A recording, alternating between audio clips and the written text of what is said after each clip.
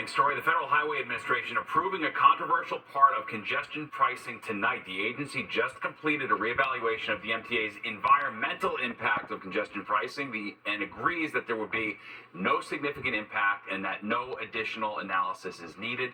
The MTA asked the feds Thursday to complete the reevaluation, even though Governor Hochul has paused congestion pricing. And now that congestion pricing is at least temporarily on ice, lawmakers are getting creative with ideas to fund the MTA's capital projects. And as Fox 5's Rudy Giacobbe shows us, one of them would actually involve selling the naming rights to subway and commuter rail stations.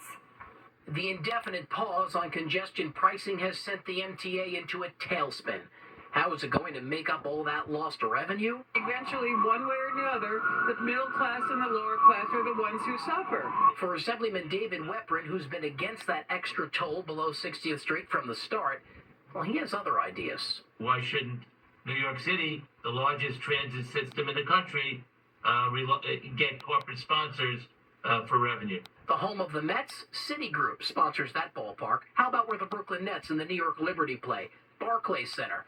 So Weprin figures, why not slap a corporate sponsor on our subway and Metro North stations? They would use that $1 billion to bond up to $15 billion in bond issues, which would fund MTA's capital program. We ran the idea by strap hangers tonight, and the sentiment was unanimous. No more sponsors in New York City, especially in the transit system. Corporate sponsorship on neighborhood train stations.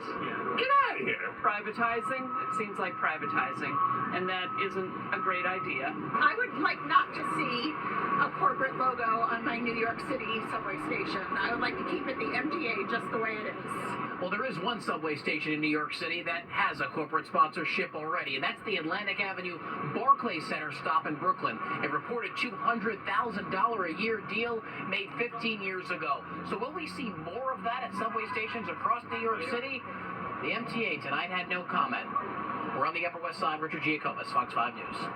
Well, a New Jersey family rattled tonight after ice from an airplane came crashing down onto their house. Paul and Sabrina Gomez say that they were spending a typical night in their backyard where they heard a very strange sound followed by a huge smash. Ring camera actually captured that moment here. They looked into their neighbor's yard and they saw these chunks of ice on the ground. We went upstairs because we wanted to check if everything was fine and stuff, and then that's when we saw the big hole in the attic. They pass all the time, frequently. Every 20 minutes, we get planes flying over us.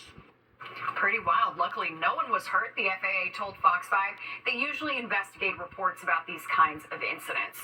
Well, a terrifying tactic, thieves using Wi-Fi jamming devices to stop victims from using their cell phones to dial 911 before breaking into their homes. Yeah, police say it's happening in one New Jersey town. Fox 5 Stephanie Martinez in Florham Park with the details. Florham Park police say a home on Lincoln Avenue was almost burglarized. A man was in his basement as he watched someone try to get in on his security camera, according to police. All of a sudden, the camera wasn't working, detectives say. When the would-be burglar noticed someone was home, he took off. The resident's cell phone also wasn't working, police say, and so he ran outside and someone called 911 for him. Police haven't caught the suspect, but they're taking to social media and warning the public a Wi-Fi jamming device was used. It's like a cell phone blocker. You know, they scramble signals. They make it very difficult for the signal to actually function properly. Security awareness expert Robert Siciliano says Wi-Fi blockers make it very difficult or impossible for a cellular-connected home security system to perform basic functions.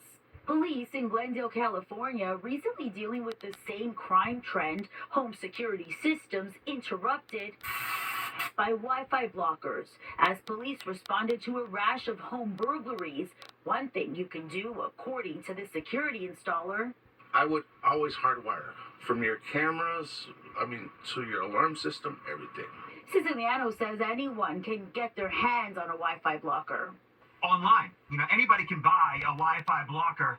They're illegal in most states. On Facebook, Florham Park Police said the information regarding this incident is concerning due to the advanced sophistication of criminal activity. The modus operandi of this incident suggests the suspect was part of what has been termed a South American theft group. As they keep investigating, police are recommending residents consider hardwiring their home security systems and have a landline. Stephanie Bertini, Fox 5 News. Yeah, My it's goodness. quite a situation to find yourself in for sure. Go back to the basics, I guess. Well, after a stormy night.